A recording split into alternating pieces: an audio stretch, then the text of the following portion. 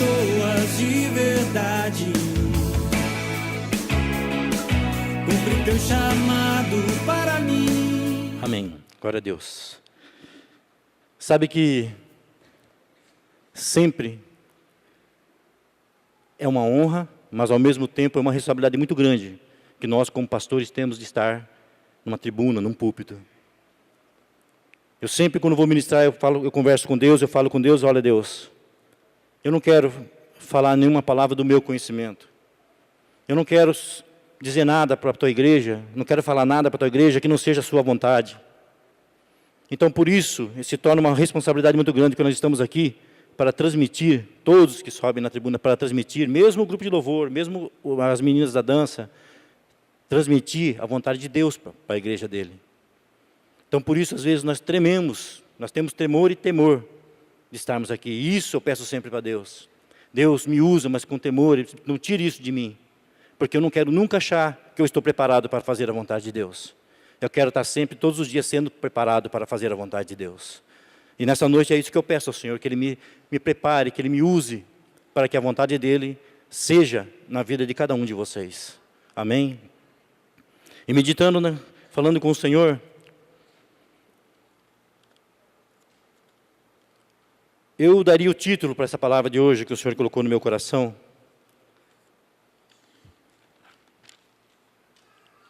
De visão de Deus e visão do homem. Por que visão de Deus e visão do homem?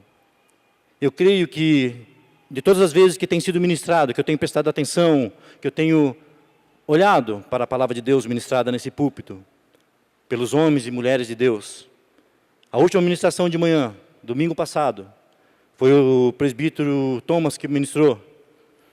Ele foi bem taxativo em falar, Deus está preocupado com a igreja. Deus está preocupado com a sua igreja. E isso me chamou muita atenção, porque é justamente isso que eu tenho sentido no meu coração, que Deus está preocupado comigo. Por que Deus está preocupado comigo? Se eu estou fazendo a vontade dEle, se eu estou vivendo para Ele, porque foi isso que eu prometi para Ele quando eu me converti, quando eu aceitei Jesus. Quando eu entreguei minha vida para Jesus, eu falei que Ele era o meu Senhor. Que a partir daquele momento, Ele é o meu Senhor, Ele se tornaria o meu Senhor. E quando Ele é Senhor, e se Ele é Senhor, e eu sou servo, eu sou filho, eu sou escravo. Da orelha furada, mas sou escravo. Então eu tenho que fazer a vontade do meu Senhor. E como pai, Ele se preocupa com seus filhos, porque se a igreja não está andando, se a igreja não está fazendo conforme a vontade dEle, conforme Ele quer que seja feito, Ele vai se preocupar, assim como nós nos preocupamos com nossos filhos. Qual o pai que não se preocupa com o filho, que não está andando na linha, que está se desviando dos caminhos, tanto do Senhor quanto da própria família, saindo dos ensinamentos da família? Eu creio que para quem é pai, sabe que isso gera uma preocupação muito grande. E quando Thomas falou, Deus, ele foi muito taxativo, várias vezes ele falou, Deus está se preocupado com a igreja. Deus está preocupado comigo e com você. O que nós temos feito, de que forma nós temos vivido, de que forma nós temos agido para Deus, em prol dEle, para a casa dEle, para Ele, tudo para Ele, como nós acabamos de cantar agora. Ele é o alfa, Ele é o ômega, Ele é tudo. Mas para Ele ser tudo, para Ele se tornar tudo na minha vida, eu tenho que fazer a vontade dEle, entender a vontade dEle. Entender o que é a vontade do meu Pai. E quando eu estava meditando nessa palavra, Deus falou, olha, nós temos confundido muito, a igreja, nós igreja, temos confundido muito o que é a visão de Deus e o que é a visão de homem. E Satanás, na sua esperteza, ele tem deixado que nós caminhamos, achando que a nossa visão está certa, que aquilo que fazemos está correto, por quê? Porque nós, às vezes, nos intitulamos como filhos de Deus e sábios, sabemos de tudo. Ou até mesmo, muitos se colocam como semideus. Eu conheço a palavra, eu sei tudo que está escrito aqui, então eu sei o que eu tenho que fazer. Eu quero dizer para você, e eu sei que muitos já sabem disso, Satanás conhece essa palavra de Gênesis, Apocalipse. E conhece muito mais do que eu e você, provavelmente. E Ele sabe o que Ele tem que fazer. Sabe o que Ele tem que fazer? Fazer com que você não entenda, que você não compreenda, fazer com que você não cumpra o que está escrito aqui. Essa é a função dele. E quando Deus falou comigo, o que é a minha vontade, o que é a vontade do homem, vocês têm entendido? A igreja tem compreendido o que é fazer a minha vontade e não a vontade de vocês? Abra comigo em Isaías, capítulo 55.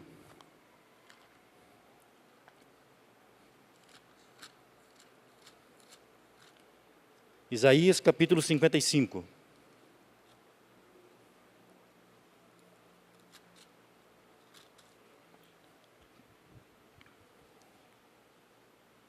Amém? Todos acharam? Isaías 55, versículo 6.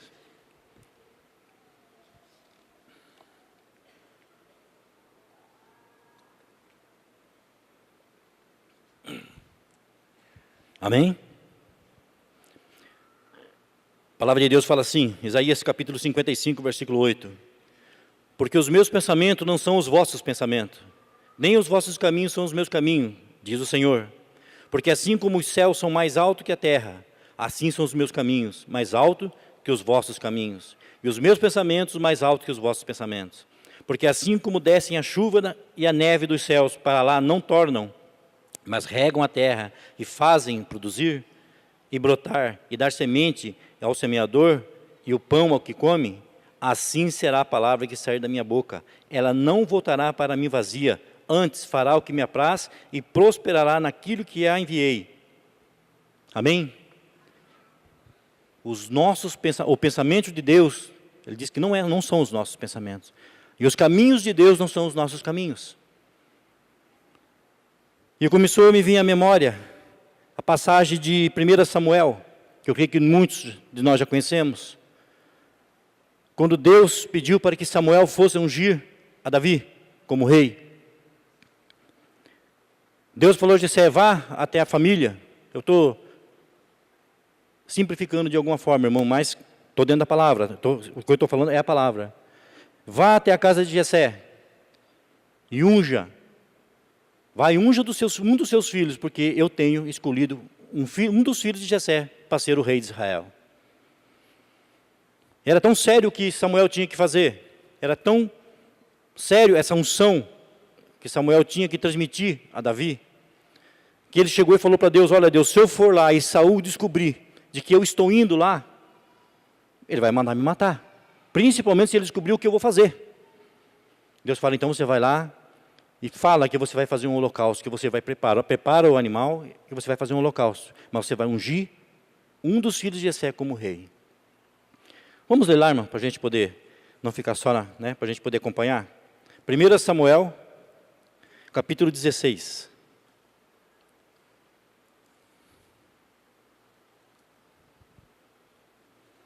Amém? 1 Samuel, capítulo 16.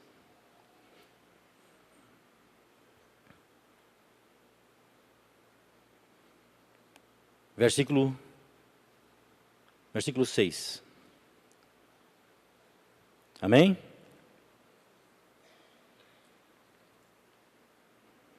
Amém? Todos acharam? Amém? 1 Samuel capítulo 16, versículo 6. E sucedeu que entrando eles, viu a Eliabe e disse: certamente está perante o Senhor o seu ungido. Porém o Senhor disse a Samuel: não atente para a sua aparência, nem para a altura da sua estatura, porque eu tenho rejeitado, porque o Senhor não vê como vê o homem, pois o homem vê o que está diante dos olhos, porém o Senhor olha para o coração. Olha bem, até aqui, nós vamos continuar depois. Então Deus falou para Samuel: olha, não atente para aquilo que você está vendo. Não valorize aquilo que você está olhando, porque você vê a aparência, e eu olho o coração. Você sabe que muitas vezes, na nossa caminhada, nós acabamos confundindo esses valores, esses valores de visão de Deus e visão de homem. Samuel, quando ele olhou para Eliabe, ele teve a visão de Deus? para Eliabe. Ele teve a visão que Deus tinha dado para ele? Não, ele olhou a aparência daquele homem. Eliabe provavelmente deveria ser um homem forte, né? Um homem bonito, que tinha uma boa aparência, chamava atenção, um guerreiro, preparado para a guerra. Então, quando Samuel olhou, ele falou, olha, certamente é esse homem, porque é guerreiro, forte, né? Ele aparece, ele se destaca, então é esse o rei. E Deus fala para ele, não, Samuel, eu não vejo como você vê, eu não vejo como o homem vê, eu vejo com o coração, eu olho no coração da pessoa. E às vezes nós nos pegamos dessa forma, irmão. Deus nos dá direções, Deus nos põe metas, mas nós, que temos a visão limitada, olhamos, né, nós temos uma distância a seguir, nós não conseguimos, cada um tem pessoas que têm até um pouco mais. Eu, por exemplo, estava comentando agora no começo do culto, que eu não consigo enxergar a hora daquele relógio. Então eu sou limitado a hora daquele relógio, a hora daquele relógio. Então, nós temos uma limitação. Mas quando se trata de visão, plano de Deus,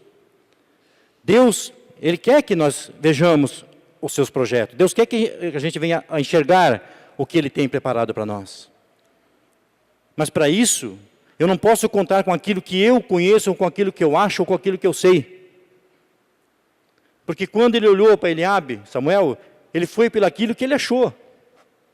Ele foi pela aparência do homem, ele não foi pelo aquilo que ele era. E nós entendemos que, diante de todos os filhos de Jessé, veio esse, veio outro e veio muitos outros filhos. Até que o próprio Jessé falou, então não tem mais. Tem só o pequenino que está lá cuidando das ovelhas, tem o menor. Desqualificando, tem o menor. Por quê? Visão de homem. Essa é a visão do homem. Tem o menor. Traga ele. E quando ele chega, Deus fala, esse é o homem escolhido. Esse é um homem segundo o meu coração. Esse é um homem que vai fazer a minha vontade. Esse é um homem que vai reinar segundo a minha vontade. Porque eu olho para o coração e eu vejo que Davi tem um coração segundo o meu, disposto a fazer, disposto a trabalhar, disposto a cumprir. E nós, com a nossa visão limitada, às vezes, queremos fazer aquilo que achamos que é melhor. Nós, com a nossa visão limitada, achamos que temos o direito de decidirmos nossas vidas. Eu acho que eu tenho que fazer isso, por quê? Porque eu sou capaz. Eu sou capaz de fazer isso. Eu sou capaz de discernir. Eu sou capaz de fazer isso. E o Satanás, com a sua astúcia, tem derrubado muitos homens e mulheres de Deus pelo achismo, pelo que eu acho, eu sei, eu vou fazer. Eu consigo fazer. Meu irmão, é importante que você, na obra de Deus, tenha disposição. Mais importante ainda é que você se disponha a fazer a vontade dEle, para que Ele olhe para o seu coração, Ele veja o que você é. E quantas vezes nós somos impedidos de fazer a obra de Deus, sabe por quê? Porque Deus está olhando para o meu coração, Ele sabe como é que está aqui dentro.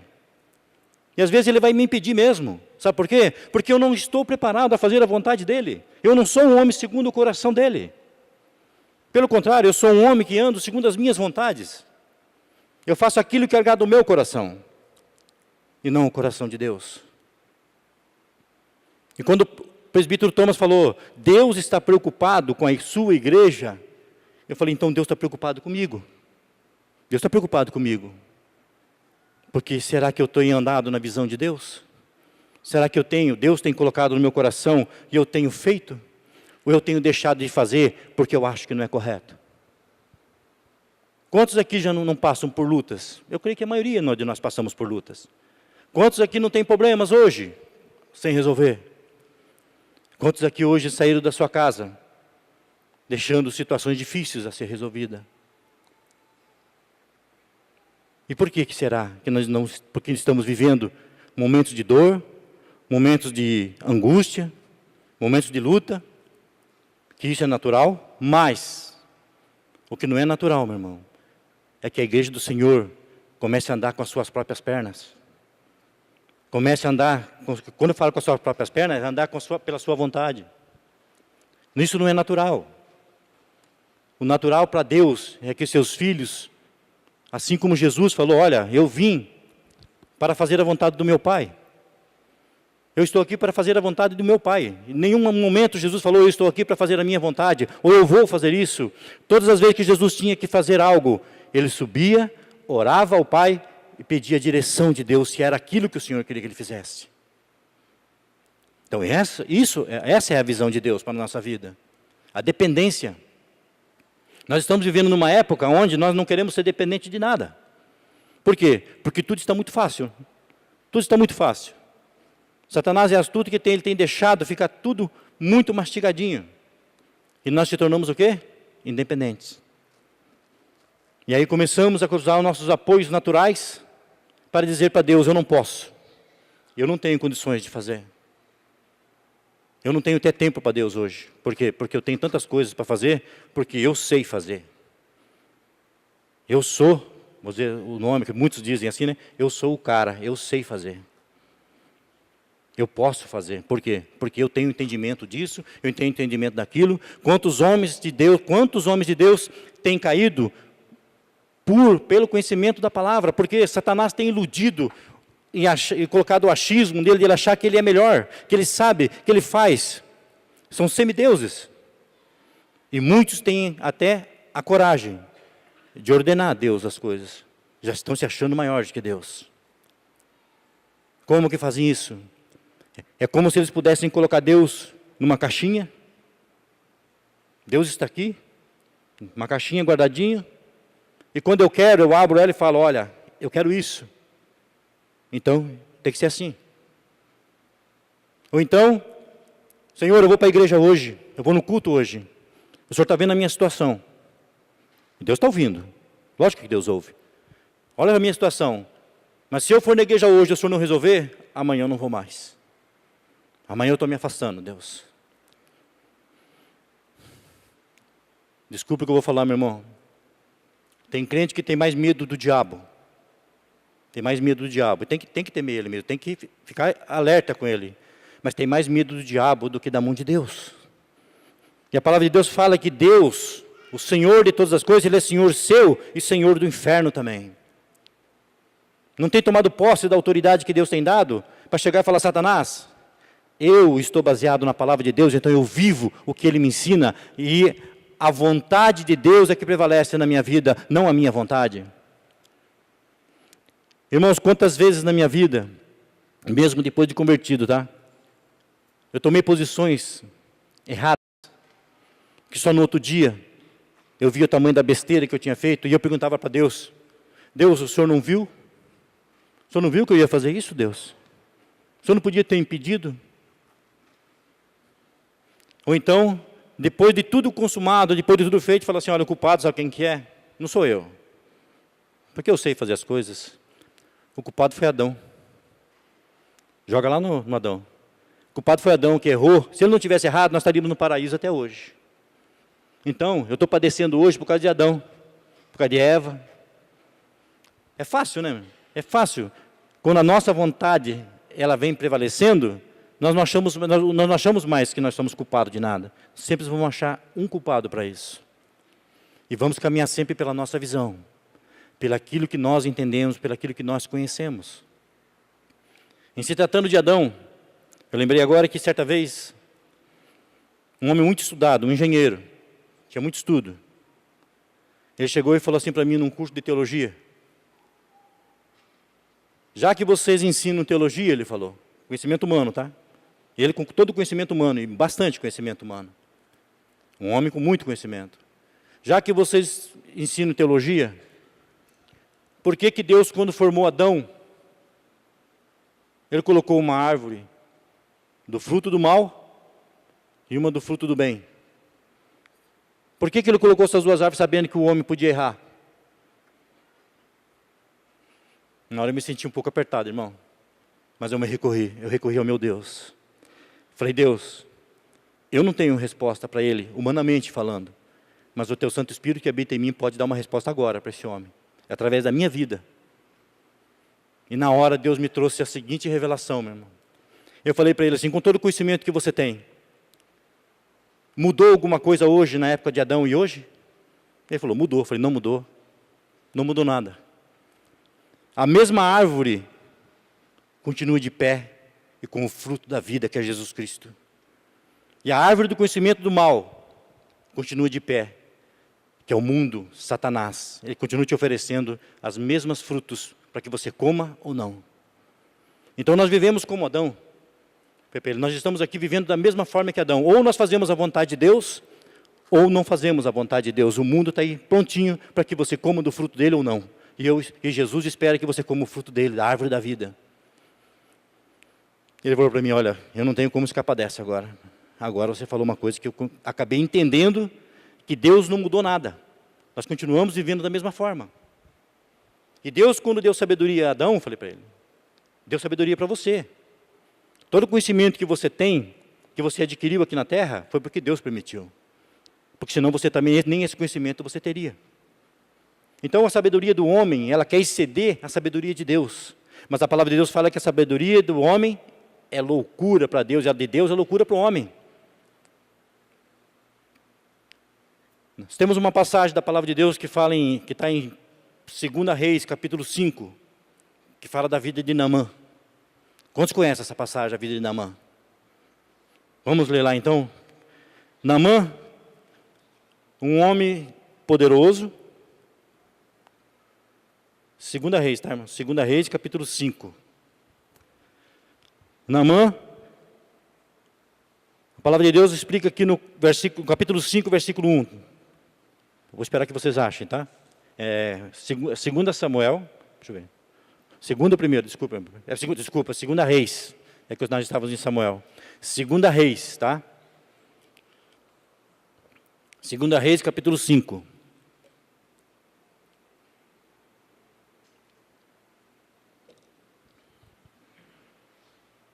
Amém?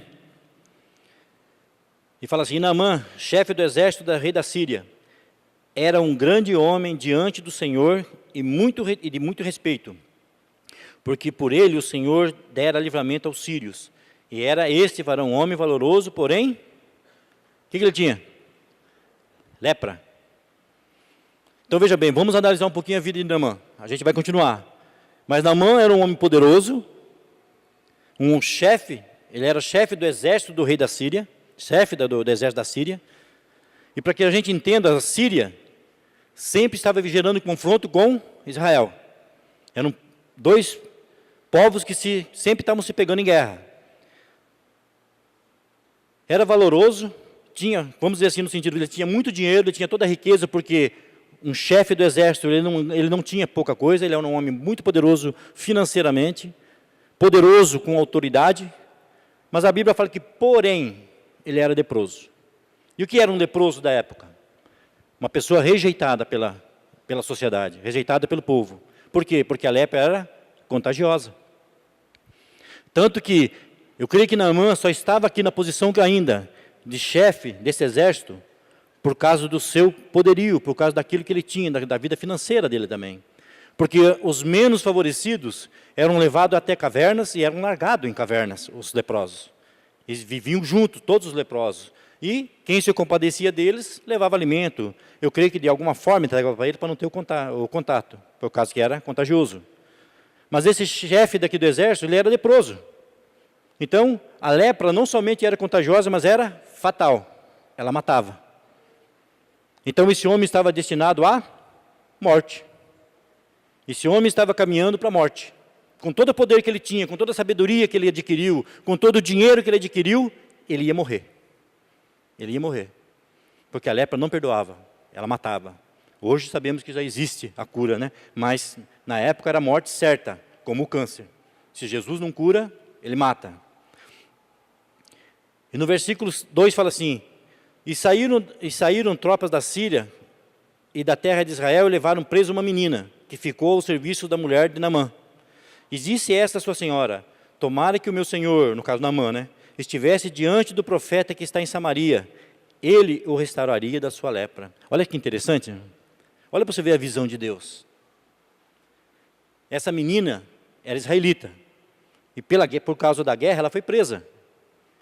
Humanamente falando, a visão humana, pela visão do homem, injusto. Uma criança, uma menina, porque fala uma menina aqui, uma menina presa, trabalhando na casa de um homem, sendo serviçal de um inimigo, assim, vamos assim dizer, de Israel. E Deus assim permitiu que ela fosse. Então, se nós hoje deparássemos com essa situação, provavelmente nós questionaríamos. Mas é injusto. Né? Essa criança está ali, ou essa menina, não sei a idade, ela não fala a idade que ela tem, mas vamos dizer que ela tivesse uns 12, 13 anos. É injusto que essa mocinha esteja ali. Essa é a nossa visão, a visão do homem. Nós não entendemos a visão de Deus. Mas, continuando aqui, no versículo 4, fala assim: então entrou Naamã e o notificou ao seu senhor, dizendo, assim e assim falou a menina que é da terra de Israel. Então disse o rei à Síria, vai, anda, eu enviarei uma carta ao rei de Israel. E foi, e tomou na sua mão 10 talentos de prata e 6.000 siclos de ouro e 10 mudas de vestes. E levou a carta ao rei de Israel, dizendo logo, em chegando, a ti esta carta, saibas que eu te enviei, Naamã, meu servo, para que o restaure da sua lepra. No 7, e sucedeu que, lendo o rei de Israel a carta, rasgou as suas vestes e disse, sou eu Deus para matar e para vivificar, para que este envie a mim, para eu restaurar um homem da sua lepra? Pelo que deveras notai, peço-vos que vede que buscais ocasião contra mim. Olha, você vê a sabedoria de um homem de Deus, o rei de Israel. Ele falou, olha, eu sou Deus, vocês mandam um homem aqui, para que eu cure, eu sou Deus para que eu cure, sabe? Era só Deus que podia curar a lepra. Eu sou Deus para restaurar esse homem. Eu sou Deus para curar a vida desse homem. Vocês estão buscando ocasião a mim. Então ele achou que o rei da Síria estava tirando sarro dele, mandando um homem por uma doença incurável. Ele falou, vocês estão buscando ocasião contra mim. Mas os propósitos de Deus na vida de Naamã ainda não pararam por aqui. E no versículo... Para onde, irmãos? Não é isso aqui. E sucedeu no 8. E sucedeu, porém, que ouvindo Eliseu, o homem de Deus, que o rei de Israel rasgara as suas vestes, mandou dizer ao rei, por que rasgaste as tuas vestes? Deixa ouvir a mim, e saberá que há profeta em Israel. Oh, maravilha, né? Deixa que esse homem venha. Isso é entender a visão de Deus. Sabe o que eu vejo que Eliseu estava entendendo? Deixa que ele venha, porque se Deus permitiu, ele vai ser curado. Deixa, porque eu entendo, eu compreendo a visão de Deus. Esse homem saiu da Síria, se ele veio procurar cura aqui em Israel, porque ele conhece o nosso Deus, ele conhece o Deus de Israel. Ele sabe que esse Deus pode curar.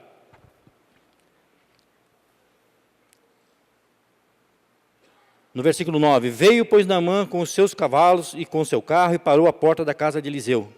Então, Eliseu lhe mandou um mensageiro, dizendo, vai e levanta-te e lava 7 vezes no Rio Jordão a tua carne, e ela te tornará e ficarás purificado. Se você for olhar, meu irmão, o que Geazi, que era o moço de Eliseu, pediu para ele fazer, era tão pouco, não era? Na verdade, é a forma que Deus trabalha. Deus, Ele não pede coisas que nós não vamos poder fazer. Pelo contrário, Deus vai nos permitir que façamos aquilo que consigamos fazer, aquilo que a gente consegue fazer. Ele não vai propor nada para mim ou para você que você não possa fazer. O que Deus está te pedindo, você pode fazer. O que Deus está te propondo, você pode fazer. Porque Deus confia em você, Deus sabe que você é capaz. Então, quando Deus propôs para Naamã, através do homem dele, falou, mergulha 7 vezes no Rio Jordão. Só 7 vezes você vai mergulhar e tua carne vai ser purificada. Você vai ser curado da lepra, que é uma doença incurável, mas você vai ser curado. Porém, Naamã no versículo 11, porém, Naamã muito se indignou e se foi dizendo, eis que eu dizia, olha bem, olha o homem, o pensamento do homem, a vontade do homem. Eis que eu dizia comigo, isso que ele quer dizer, isso que eu pensava, certamente ele sairá, por-se-á em pé, e invocará o nome do Senhor seu Deus, e passará a sua mão sobre o lugar, e restaurará o leproso. A vontade de Deus, a visão de Deus, era que ele mergulhasse 7 vezes no Rio Jordão. Mas nós entendemos que ele fala assim mais à frente, olha, não tem rios melhores do que o Rio Jordão? Por que ele não quis mergulhar no Rio Jordão? Porque nós conhecemos que o Rio Jordão é um rio barrento. Ele não é um rio com uma água cristalina, um rio limpo, por assim dizer. Ele era um rio com barro, um rio de águas vermelhadas, né, barrenta. E ele fala assim no 12, não são porventura Abanas e Farpas, rios de Damasco, melhores do que todas as águas de Israel? Não me poderia eu lavar neles e ficar purificado? E voltou-se e foi o quê? Com indignação. Eu vou dizer para os irmãos que, certa vez eu me coloquei, quando Deus fala na sua palavra, a gente começa a trazer, né, Deus trabalha no meu coração, assim como trabalha no coração de vocês. E quantas vezes eu me coloquei assim na presença de Deus? Que Deus falar comigo, filho, faça só isso. É isso que eu quero que você faça. E eu falar, mas só isso? É só isso que o Senhor quer que eu faça? Então eu acho pouco. Eu acho que não vai resolver a situação. Eu acho que não é assim que o Senhor quer. Eu lembro que uma vez houve uma divisão na nossa igreja. Que nós já falamos que foi quebrada essa maldição em nome de Jesus. Não haverá mais divisão nessa igreja. Essa igreja haverá crescimento. Ela vai crescer, crescer e crescer. Porque esse demônio, ele já se afastou, ele já saiu. Mas quando houve uma dessas divisões, e eu estava presente numa dessas, eu julguei todas as pessoas. Eu julguei cada uma delas. Cada uma das pessoas que eu achava que tinha que ser julgada.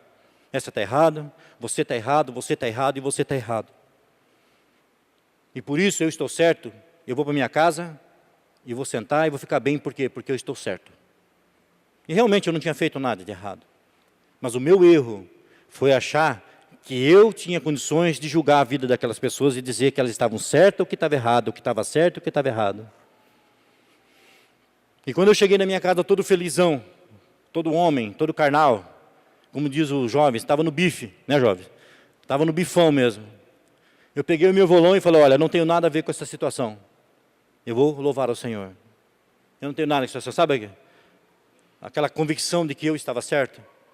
E quando eu peguei meu violão para tocar e louvar ao Senhor, Ele falou para mim, eu não recebo nada que vem de você.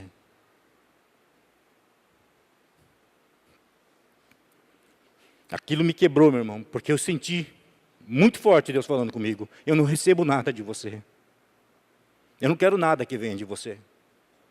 Porque você sabe tudo. Você sabe julgar as pessoas, você sabe condenar as pessoas. Você sabe quem está certo, quem está errado, para que você precisa de mim? Para que você precisa? Então, eu não recebo nada de você, eu não quero nada de você. Para mim, foi como se o mundo tivesse acabado ali. Tudo tivesse caído assim, sabe? Eu caí por terra, tudo caiu. Eu fiquei num vácuo, eu fiquei num vazio. Deus me colocou naquela situação para mim que eu entendesse de que a minha sabedoria não era nada. Mesmo assim, eu falei, não, Deus, eu chorei, eu falei com Deus, eu questionei Deus. Mas eu não fiz nada, Senhor, eu não fiz nada. É isso que eu falava para Deus, eu não fiz nada. Eu tinha julgado a vida das pessoas. Eu tinha julgado a vida de cada um, mesmo aqueles que erraram. Quem sou eu para julgar a vida? A Bíblia fala, quem és tu que julga teu irmão? Você não passa de uma fumacinha, hoje você está aqui, amanhã você não está mais. Quem é você que julga a vida do teu irmão? Isso é a palavra, fala em Tiago, capítulo 4. E mesmo naquelas condições, eu saí para ministrar uma palavra. Fui convidado a ministrar uma palavra, falei, eu vou ministrar a palavra. Eu estou bem com Deus.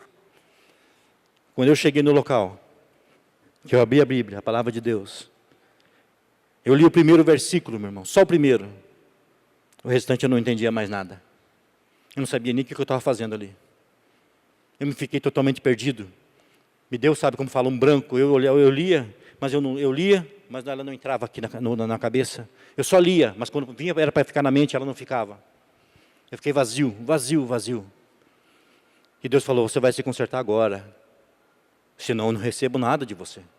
Eu não quero nada de você. O teu conhecimento para mim não é nada. O teu julgamento para mim não é nada. E eu procurei algumas pessoas. Eu saí dali naquele momento. Olha, irmão, foi na hora. Eu pedi para que eles fizessem um louvor.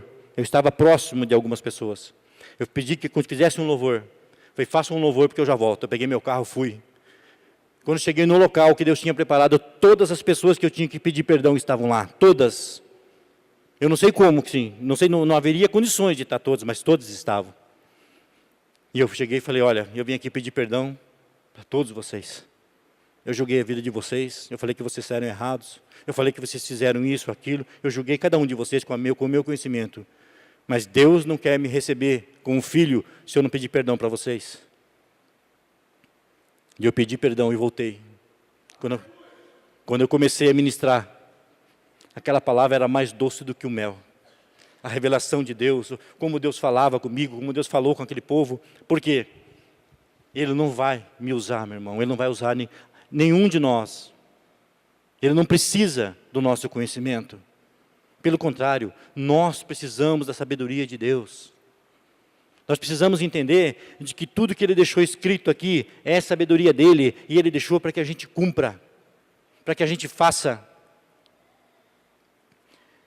Como nós lemos lá em Isaías, os pensamentos de Deus não são os nossos pensamentos. Quantas vezes queremos tomar posição dentro do lar, com os filhos? Meu irmão, Deus é muito mais poderoso para transformar todas as coisas mais do que aquilo que pedimos ou pensamos. E por que nós tomamos posição? Por que nós achamos que estamos certos? Sendo que a nossa sabedoria é loucura. Sendo que o que entendemos é loucura para Deus. Deus, Ele quer a nossa dependência, Ele quer que nós sejamos dependentes dEle. Deus, Ele quer que você dependa dEle. Jesus falou, olha, o meu fardo é leve, o meu jugo é suave. Caminhar com Jesus é suave. Sabe por quê? Porque se você se orientar por Ele, as decisões que você tomar vão ser aquelas que vão dar resultado. Seja no trabalho, seja na vida conjugal, no sentimental, seja no que for. Deus, se Ele toma a direção da tua vida, se você deixa Ele tomar a direção da sua vida, e deixa o conhecimento de Deus, a sabedoria de Deus, meu irmão, não tem o que dar errado. Sabe o que Deus está dizendo para mim e para você? Se existe um erro, se tem algo errado acontecendo, o culpado sou eu, o culpado é você. Deus não é culpado de nada. Você não precisa abrir, mas em Tiago capítulo 1 fala, que quando fores tentado, não diga de Deus sou tentado, porque Deus não atenta a ninguém e nem pode ser tentado pelo mal. Você entendeu? Quando for tentado, não diga de Deus sou tentado, porque Deus não atenta a ninguém para o mal, e Ele não pode ser atentado pelo mal, porque Ele é o Senhor de tudo, Ele que governa tudo, Ele que sabe tudo, tudo é dEle, você é dEle, eu sou dEle. O que nós precisamos é despertar e acordar, voltando a dizer, como disse o presbítero Thomas, Deus está preocupado com a sua igreja. Deus está preocupado com você, meu irmão. Deus está preocupado comigo. Deus está preocupado com você. Fala para o teu irmão que está do lado, olha, Deus está preocupado com você, meu irmão. Fala para ele. Falou? Se ele te disse que Deus não tem com que se preocupar com ele, aí que ele está precisando da sabedoria de Deus. Ele está precisando se chegar mais perto de Deus. Porque a Bíblia fala que não há um justo sequer na terra. A nossa sabedoria, ela nunca vai prevalecer a nada relacionado a Deus. Relacionado à obra de Deus, relacionado às coisas, os projetos de Deus. A nossa sabedoria, ela é muito pequena. Deus te trouxe ao mundo. A sabedoria de Deus te trouxe ao mundo para que você seja sábio para Deus. Para que você seja útil para Deus. Eu não creio que ninguém, Deus com a sua sabedoria, com o seu conhecimento, eu não creio que Deus permitiu que alguém nascesse, viesse a essa terra sem nenhum propósito, sem nenhuma missão. Você tem uma missão. Deus quer fazer algo através da tua vida. Deus quer usar você com a sabedoria dEle. Não importa onde Ele te levar, não importa o que você faça, Ele vai te usar se você deixar. Você veja a situação de Naamã, ele vivia numa época de guerra. Ele vivia numa época ele foi até Israel procurando cura, sendo que ele era inimigo daquele povo. E ele não somente voltou curado, ele voltou convertido. Olha o propósito de Deus, não era só a cura para Naamã. Porque no versículo 15, vamos ler do 13 que a gente não parou. Então chegaram-se a ele seus servos e lhe falaram, e disseram, meu pai, se o profeta te dissesse alguma coisa, porventura não faria? Uma grande coisa não faria? Quanto mais disseste, ele, levanta-te e ficarás purificado. Então desceu e mergulhou no Jordão 7 vezes, conforme a palavra do homem de Deus, e a sua carne tornou como carne de um menino, e ficou purificado. No 15, então voltou ao homem de Deus, ele, Naamã, voltou ao homem de Deus, ele e toda a sua comitiva, e veio e pôs-se diante dele e disse: eis que tenho conhecido que em toda a terra não há Deus senão em Israel. Agora, pois, peço-te, tomes uma bênção do teu servo. Eis que reconheço que não há outro Deus a não ser o Deus de Israel. Você sabe o que significa isso? Naamã, ele foi curado, mas ele foi convertido, ele se converteu. Nos dias de hoje nós iríamos dizer, Naamã foi curado e aceitou Jesus como Senhor e Salvador da sua vida, mas ali ele reconheceu que somente Deus de Israel era Deus. Então o propósito de Deus, ele não se limita somente à cura. Deus quer curar, Deus tem prazer em curar, Deus tem prazer em nos fornecer suas bênçãos e nos dar as suas bênçãos, mas muito mais ele está preocupado com a sua salvação, muito mais ele está preocupado com o seu destino, muito mais ele está preocupado em saber se você vai morar com ele. Por isso Deus está dizendo, Deus está preocupado com seus filhos, Deus está preocupado se nós estamos fazendo a vontade dele, Deus está preocupado se durante o nosso dia a dia nós temos pensado pelo menos nele. Sabe quando é a hora que nós temos que pensar nele? Não somente na hora que nós temos que agradecer, é normal, nós temos que agradecer a Deus, mas é na hora que você está na aflição, na hora que você está na luta, na hora que você está sendo pressionado, na hora que você está sendo pressionado até mesmo pelo diabo, porque ele pressiona, irmão. Nós precisamos discernir isso. E esse discernimento só vem quando nós caminhamos com ele. Eu até comentei com a minha esposa hoje que veio ao meu pensamento o pai dela, que já faleceu, meu sogro.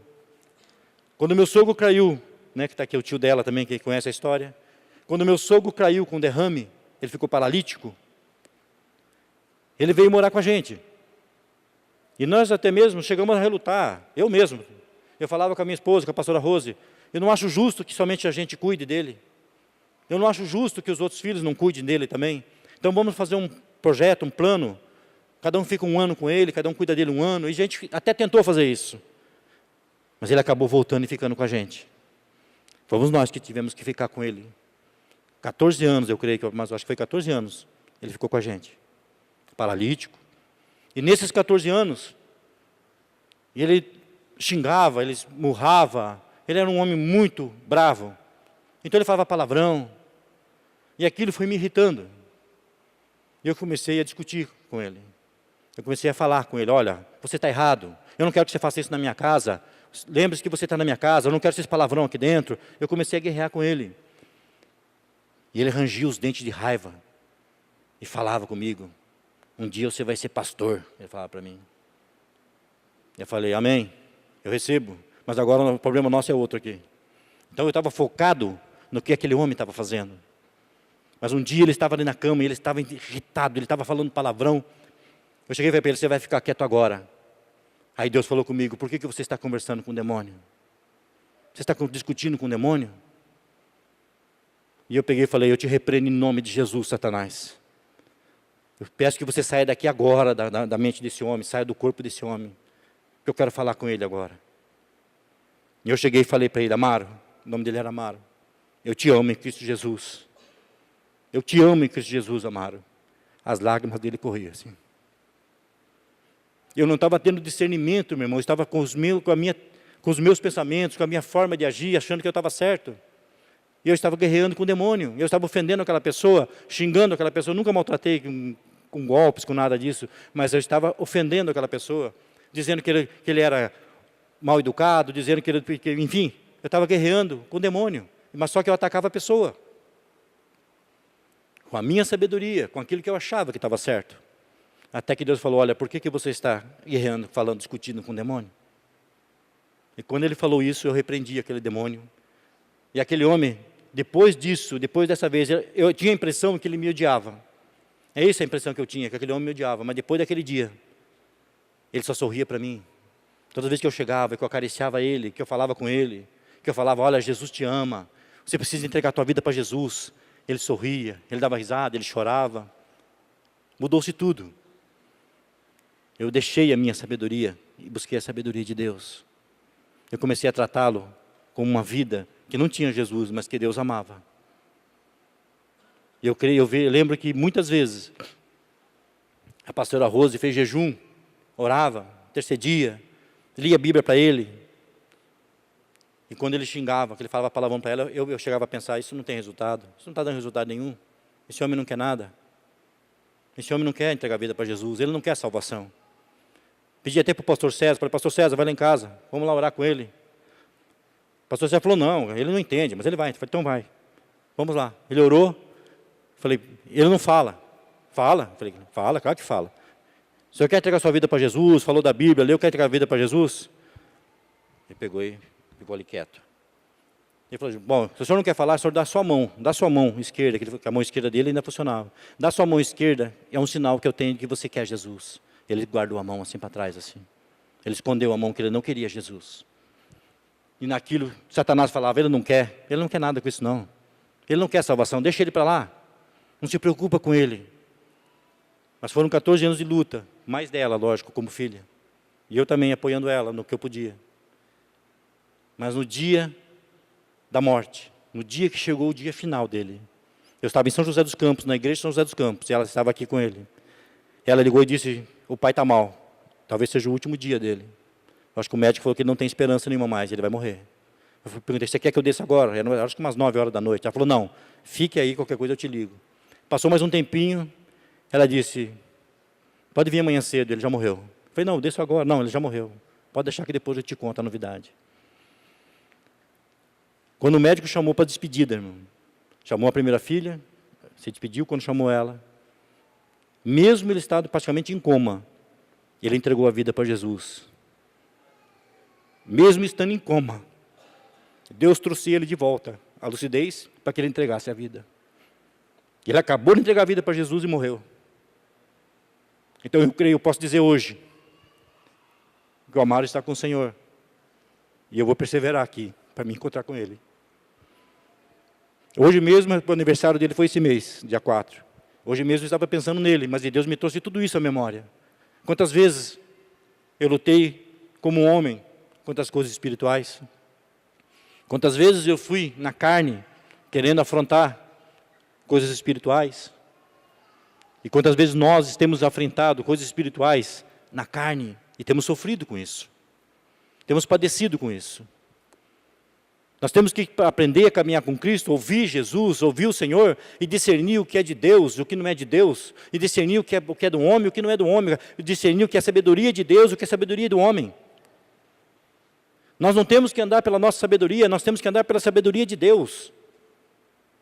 Todos os dias nós temos que levantar e falar, Senhor, conduz o meu dia, me ensina a caminhar, me ensina, me conduz, para que eu possa fazer a Tua vontade, para que eu possa até mesmo me dar bem nesse dia, para que eu possa sair bem nesse dia.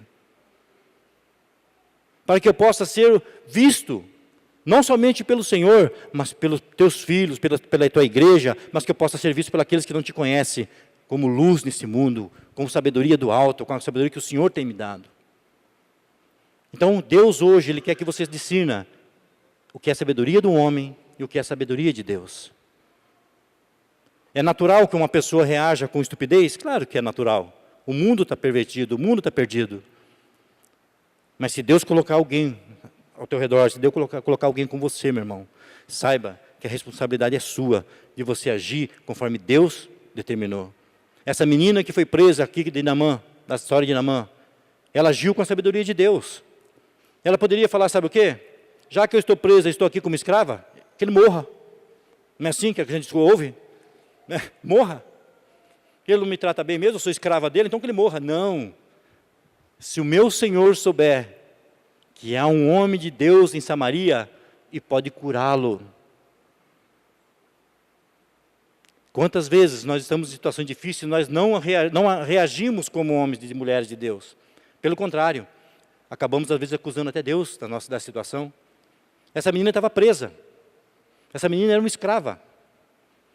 Mas ela era uma serva de Deus e ela estava vivendo com a sabedoria de Deus. Mesmo sendo escrava, ela vivia com a sabedoria de Deus. Ela agia pela sabedoria de Deus. A Bíblia não fala da volta de Naamã, não fala o que aconteceu com essa menina. Mas eu creio que Deus honrou a vida dela, pela fé, pelo que ela creu, pelo que ela agiu, da forma que ela agiu. Eu creio que Deus com certeza deve ter honrado essa menina. Você sabe como é que eu vejo hoje, como é que simboliza hoje a lepra? Infelizmente, talvez isso te choque. Muitas igrejas do Senhor, incluindo a Igreja Ágape, a denominação, muitos leprosos espirituais estão na presença de Deus e não querem ser curados. Sabe o que significa essa lepra? O pecado. Muitos estão vivendo no pecado. E sabe que lá em Tiago capítulo 1, fala que o pecado, depois de gerado, depois de concebido, ele leva aonde? A morte. Então eu vejo essa lepra, esse pecado como lepra, ele vai levar à morte. Ele vai conduzir muitos, o Senhor está preocupado com a sua igreja. Existe uma lepra espiritual, conduzindo, caminhando junto, dentro da casa do Senhor. Eu não estou falando só da Igreja Água, eu estou falando do povo de Deus. Eu estou falando da igreja de Cristo aqui na terra. Existe uma lepra espiritual que precisa ser arrancada do dentro da igreja. É o pecado, ele vai te conduzir, ele vai me conduzir à morte, ele vai me matar. Será que Deus não tem enviado nenhumas meninas de Israel? Alguém? Será que Deus não tem enviado pastores, líderes, ou até mesmo um irmão, para nos aconselhar, para nos orientar? Sai dessa, pula fora. Sai do lugar que você está. Será que Deus não tem feito isso? Deus tem feito isso sim. Sabe por quê? Porque cada palavra que eu recebo, quando eu estou aí sentado, cada palavra que eu recebo aqui, é uma injeção de cura para a minha vida, de libertação, dessa lepra espiritual chamada pecado.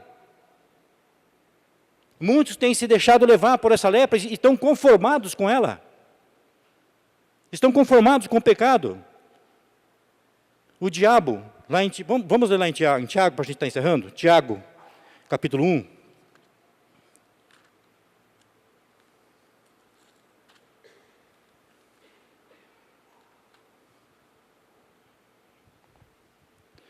Tiago, capítulo 1, versículo 13.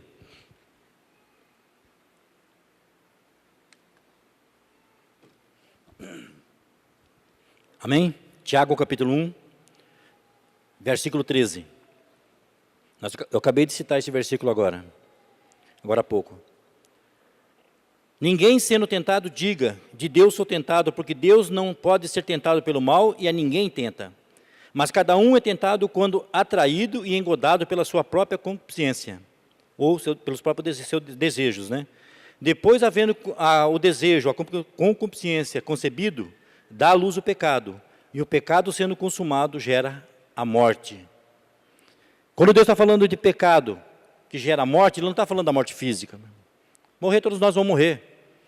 Pode ser morrer de uma gripe, pode ser morrer de uma topada, enfim, morrer todos nós vamos morrer. Deus está preocupado com a morte espiritual. Ele fala assim, olha, o pecado depois de consumado, ele gera morte espiritual. Essa lepra que tem sido consumido muitos homens e mulheres de Deus que têm se desviado, têm saído dos caminhos do Senhor, homens de renomes, homens que foram muito conhecidos no mundo como homens de Deus, hoje não estão mais. Hoje não servem mais ao Senhor. Pelo contrário, tem questionado a Bíblia, Satanás tem usado como instrumento para distorcer a palavra de Deus. Isso é chamado a lepra espiritual. Isso é chamado pecado. Deus te chama para uma cura, meu irmão. Ele tem a cura para o pecado. Jesus, Ele já colocou na cruz a cura do pecado. Ele já colocou na cruz aquilo que me liberta, aquilo que me cura, aquilo que me salva. Jesus. Mas precisa que a gente se achegue a Ele, precisa que eu vá até Ele, precisa que você vá até Ele e fale, Senhor, eu preciso ser curado. Eu reconheço que sou doente, assim como Naamã. Naamã reconheceu que ele precisava de Deus. Ele reconheceu que se ele fosse em Israel, se ele fosse até Samaria, esse profeta, esse homem de Deus curaria ele. Eu preciso reconhecer de que eu preciso de Deus, de que eu preciso de ajuda, de que eu preciso de alguém para me orientar, de que eu preciso de uma igreja para me congregar. Eu preciso de Deus. Eu preciso que Deus mude a minha vida, eu preciso que Deus tire essa lepra espiritual, esse câncer, esse pecado que tem me consumido. Meu irmão, o que é pecado? O que é pecado? Pecado é tudo aquilo que nós fazemos e contrariamos a Deus. Às vezes nós rotulamos o pecado, né? A prostituição, a briga, né? Ou então até mesmo falar um palavrão, tudo isso é pecado, sim. Mas pecado é quando eu deixo de fazer a vontade do Senhor. E se eu disser para você que pecado é quando nós não damos os dízimos, nós não devolvemos o que é do Senhor, isso é pecado, gera morte. Se eu disser para você que é pecado quando eu olho na televisão uma pornografia, gera morte, é uma lepra. Eu estou sendo contaminado, eu estou sendo envolvido por uma lepra espiritual. Sabe por que é uma lepra? Porque hoje eu vejo um segundo, uma passagem só. Depois eu vejo 2, depois eu vejo 3 e depois eu vejo 1 hora, porque eu já estou conformado com o pecado. Eu já estou doente. Mas essa doença, que é o pecado, ela me conduz ao comodismo de eu achar que eu estou certo. Satanás não é bobo. Eu costumo dizer assim, que seria muito bom que ele aparecesse como ele é.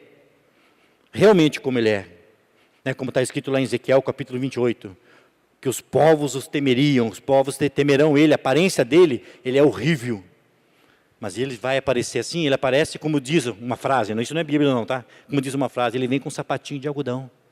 Ele vem quietinho, ele vem mansinho, ele vai apresentando as coisas boas para a carne.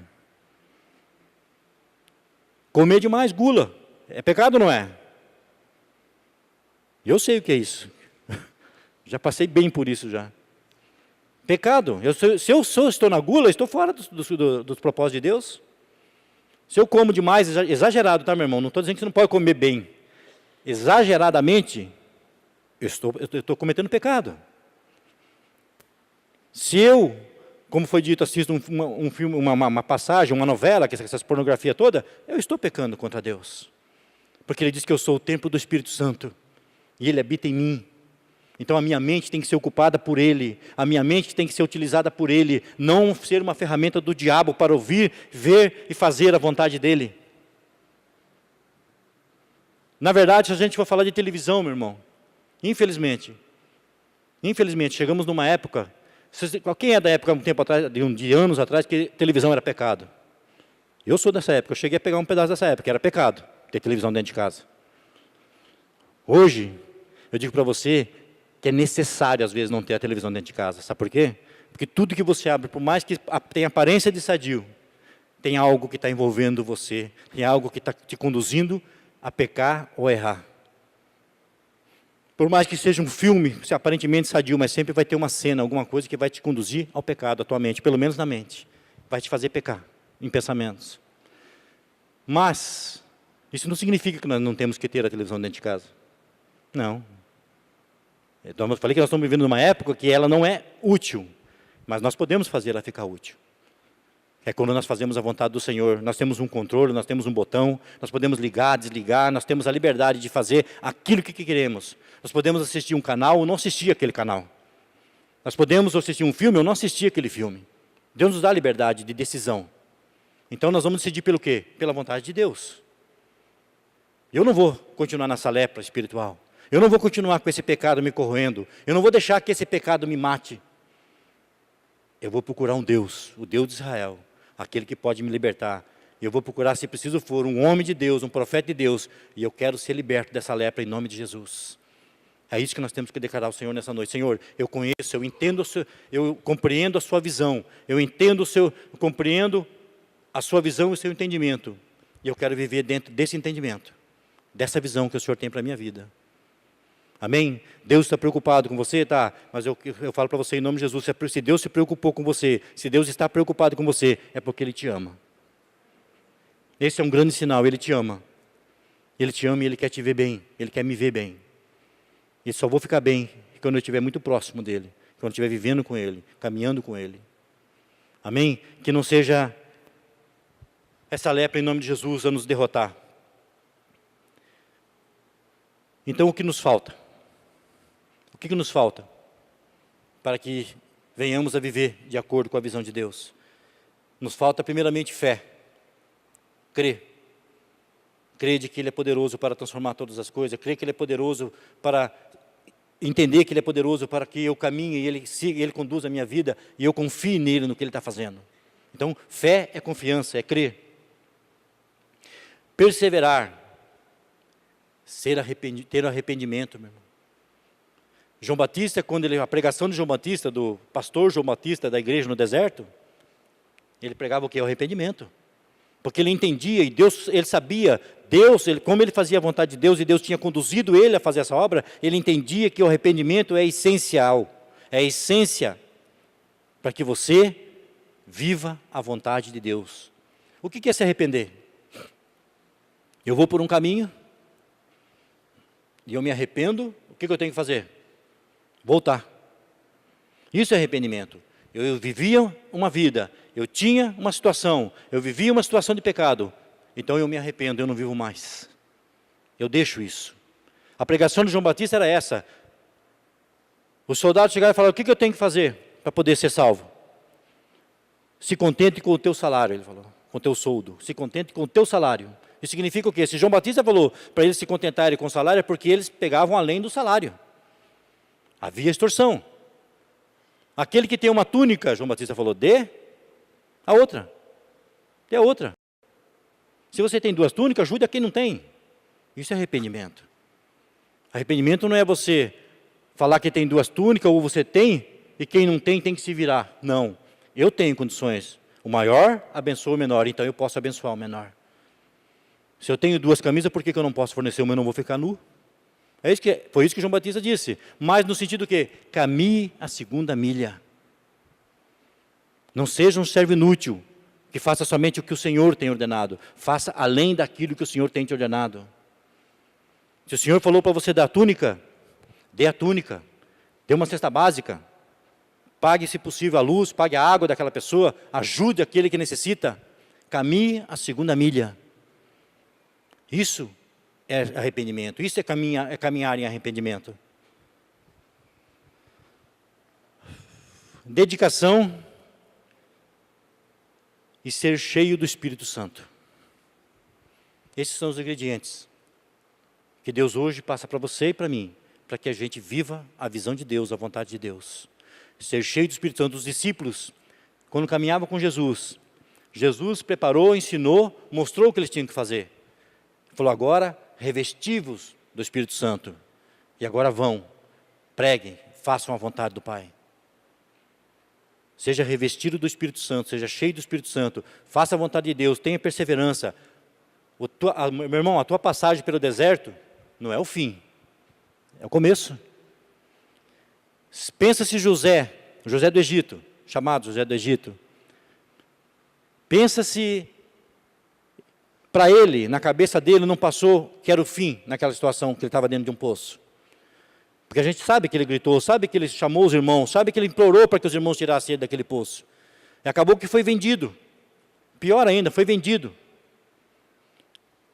Você acha que não passou no coração dele que talvez fosse o fim? Provavelmente naquela hora da luta ele passou, é o fim. Mas Deus estava falando para ele, José, não é o fim, é o começo. Eu vou te levantar como governador do Egito, José. Mas para isso ele teve que fazer o quê? Perseverar. Ele perseverou. Foi tentado, a mulher de Potifar tentou fazer com que ele errasse, o diabo tentou fazer com que ele errasse, mas ele sobressaiu como um homem de Deus. Então não foi o fim. Não foi o fim para Moisés diante do Mar Vermelho, não foi o fim para Noé, quando ele estava na arca e tudo era água. Eles criam, eles sabiam no Deus que eles estavam, nos Deus que eles serviam. Não é o fim para você, meu irmão, se você está passando pelo deserto. Creia que é o começo. Se a tua luta parece ser grande demais, saiba que o teu Deus é muito maior. Se a situação que você está vivendo hoje parece ser impossível, o teu Deus é o Deus do impossível. O teu Deus é que vai transformar, é o teu Deus que vai mudar. Se aquela situação que você já colocou na presença de Deus, se você já colocou, e você tem esperado até hoje, já falou com Deus, Deus, faz tanto tempo, Deus fala: o que eu tenho para fazer é maior do que você possa imaginar. O que eu tenho para fazer com a tua família, o que eu tenho para fazer no teu trabalho, o que eu tenho para fazer com teus filhos, o que eu tenho para fazer com teu marido, com a tua mulher, o que eu tenho para fazer é maior do que você possa imaginar. Então por que vamos questionar Deus? Nós não temos que questionar Deus, nós temos que viver para Deus. E nós vamos encerrar agora com o último versículo. Filipenses. Volta um pouquinho, já estava aberto em Tiago.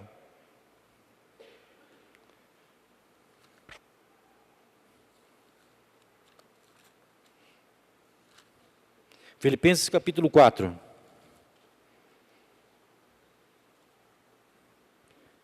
Filipenses capítulo 4, versículo 19.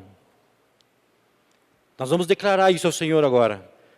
E nós vamos declarar muito mais ao Senhor. Senhor, eu quero viver segundo a sua sabedoria, Senhor. Senhor, eu quero viver segundo a sua visão que o Senhor tem para a minha vida. Senhor, eu quero viver a sua vida, a sua visão. Filipenses capítulo 4, versículo 19 fala assim: o meu Deus, segundo as suas riquezas, suprirá todas as vossas necessidades em glória por Cristo Jesus. Ele vai suprir as suas necessidades em glória por Cristo Jesus. Porque você é servo do Deus Altíssimo, você é servo de Jesus. Então, por Jesus, Ele vai fazer todas as coisas para você. O meu Deus, segundo as suas riquezas, suprirá todas as vossas necessidades. Qual é a necessidade que você tem? Qual é o teu problema? Então Ele está falando aqui, ó, todas elas, em glória por Cristo Jesus. Para honrar o nome de Jesus, para que a glória seja dEle, Deus vai fazer aquilo que Ele já prometeu para você. Eu quero que você agora, nesse momento, se coloque de pé. Mas eu quero que você traga à memória aquilo que você já tem colocado na presença de Deus como impossível. Aquilo que você acha assim, olha, só Deus pode resolver, ainda bem. Ainda bem que é só Ele que pode resolver, porque hoje Ele vai resolver. Hoje Ele vai entrar com providência. Vou chamar o grupo de louvor. Hoje Ele vai entrar com providência naquilo que você tem pedido, naquilo que você tem proposto, naquilo que você tem colocado na presença dEle. Mas é segundo o quê? A vontade dEle, segundo as riquezas dEle, para a glória de Jesus. É Jesus que tem que ser glorificado através da minha vida e da tua vida. Não sou eu, não é você que tem que ser glorificado, mas sim Jesus. E vocês não precisam abrir, mas aí mesmo em Filipenses 4, 13 fala assim: posso todas as coisas naquele que me fortalece. Posso todas as coisas naquele que me fortalece. Quem é que te fortalece? É Jesus. É Ele que fortalece. Então você pode todas as coisas nele. Você pode todas as coisas para Ele. Desde que o nome dEle seja glorificado, você pode todas as coisas. Pastor, eu posso sair da situação que eu estou? Claro que você pode. Porque o Deus do impossível está aqui nessa noite e Ele vai resolver o seu problema. O Deus do impossível está aqui, as causas impossíveis, essas que Ele resolve. O que você pode fazer, meu irmão, é a sua parte, vai e faça. O que você tem que fazer, faça. Mas que seja a sua parte, aquilo que Deus propôs para que você fizesse. Aquilo que é natural, aquilo que é humano, faça, corra. Mas quando se trata de impossível, de causas impossíveis, é Deus. É Deus. Quero amar as pessoas de verdade, cumprir teu chamado para mim.